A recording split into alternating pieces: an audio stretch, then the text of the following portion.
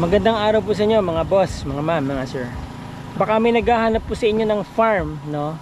Rice field, meron siyang about 2,000 square meters na pwedeng i-develop into residential area or garden, ano po, or vegetable garden, or pwede yung taniman ng mga puno.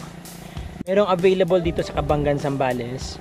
About 10 to 15 minutes drive lang to from downtown ng Cabangan. Ito po yung property. Yan. Ang kanyang boundary fronting this access road ay about hanggang doon. Mga nasa ano po yan, mga nasa 60 to 80 meters ang frontage niya. Tapos itong area na to ay pwedeng i-develop into residential area. Pwede nyo ring ipaklear yan na tapos taniman nyo ng crops or mga high value na fruits or fruit bearing trees. Sa likod po nito ay palayan. Ang kanyang rice field about 6,000 square meters po yan, if I am not mistaken. Again, this is 8,203 square meters yung total area po ng property hanggang dun. Ito, tinaniman na rin siguro nila dito dati, may sign na nagtanim sila dito. Kung tataniman nyo po ito ng seasonal crops, kailangan nyo talaga magpa-clearing kasi kailangan nyo full sunlight. Lalo na kung magtatanim kayo ng mga puno, no? Magki-clearing kayo ng konti. Pero kung gusto nyo namang i-retain itong mga bamboos, maganda rin dahil alam niyo na, malaking bagay po yung bamboos na meron kayo sa inyong bakuran.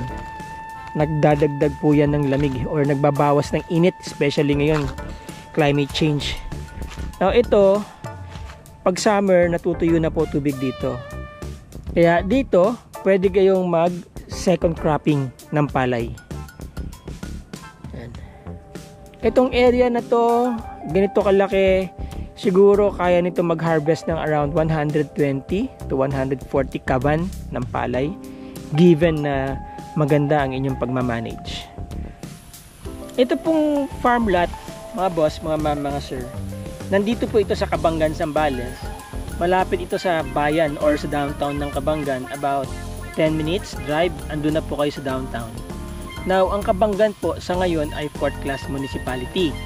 Pero ang dinig ko, may mga sabi-sabi, galing na rin to sa mga mga nakilala ko rin mga opisyales ng LGU.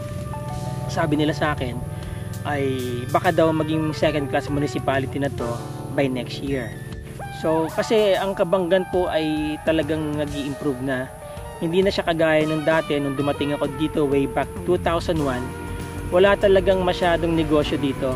Walang 7-Eleven, maliit ang palengke, walang maraming mga daan na hindi pa sementado, at yung mga farm to market road talagang hindi pa existing yung iba.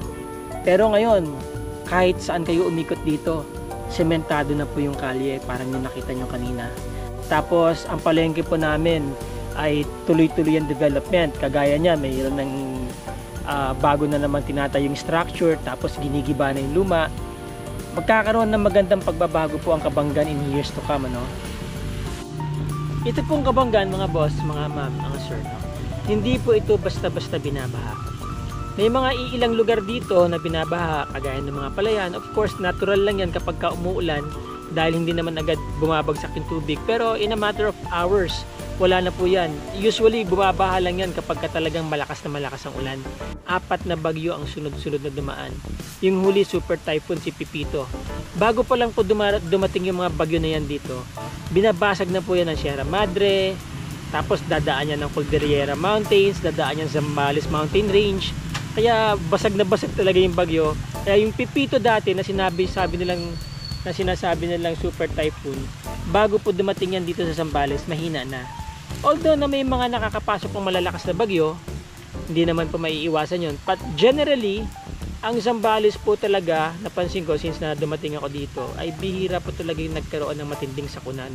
Kapag nakita niyo po yung Zambales, meron kaming 3 major rivers po dito na dinidrain kaagad yung tubig sa dagat. Meron po kaming Bukaw, Santo Tomas at saka Makulkol yata yan. Napakalawak po yan, napakalaki po talaga ng ilog na yan. Talagang hundreds of millions of cubic meters ang kayang i-accommodate ng ano na yan, ng mga rivers na yan in a given time. Ano po? Kaya generally I would say ang Zambales po ay low risk area pagdating po sa mga binabaha at typhoon. Ano po? What I would like to emphasize is itong Kabangan, isa sa mga magandang mag-invest, especially farm. Ano po? Maski na rin po yung coastal area ng Kabangan, maganda rin po. Na-preserve po ng mga mamamayan dito at ng LGU dito yung, alam niyo na, yung natural environment po ng Kabangan. Within a year from now, baka maging second class municipality na to. Kung nakabili po kayo ng property ngayon dito, malamang by that time, tataas po kaagad ang market value ng mga properties dito. Like this one, halimbawa ito, mabibili nyo ng 400 pesos per square meter. In a few years time, siguro baka 800 o 1,000 per square meter na to. Kasi nakita nyo naman, ang mga farm to market road namin dito, puro sementado na lahat. Ano po? Bibihira na lang dito yung mga kalsada na nasa loob ng mga barangay na hindi po sementado. Okay? Para po dun sa mga interesado sa property na to, gusto mag-invest dito, gusto magkaroon ng magandang farm dito, ano, maliit lang, eksakto lang, madaling i-manage. By the way, itong farm na to, wala kayo magiging problema dito. Hindi po ito klowa, wala po itong tenant na poproblemahin ninyo kapag inyong in-acquire. Alright? Yung mga gusto pong makita itong farm na to, gusto mag-schedule ng kanilang tripping, visitation, ocular inspection, ano po. Tawagan nyo lang po ako, mag-message lang po kayo sa akin. Nandyan po yung aking WhatsApp, Viber, and Globe number. Isa lang po yan. At ang aking email, nandyan po. Ang aking Facebook link, nandyan po sa description. Alright, disclaimer lang po tayo mga boss, mga ma'am, mga sir. Hindi po ako isang licensed real estate broker. Hindi rin po ako isang affiliate sales agent affiliated ng isang licensed real estate broker. Ako po ay isang property vlogger. Okay? May mga owners po dito ng property na gusto nilang gawing advertising platform yung ating channel para makarating po sa ating mga viewers na itong ating mga viewers naman ay posibleng mga buyers na rin. Okay? So that's how it works. Again, maraming salamat po mga boss, mga ma'am, mga sir. I hope na-present ko yung video sa inyo ng maayos. I mean itong property ng maayos. Kung meron pa po kayong mga katanungan, again, nandyan lang po ang aking contact details. Maraming salamat po sa inyong panahon. Maraming salamat sa inyong panonood. Till the next video. Ciao.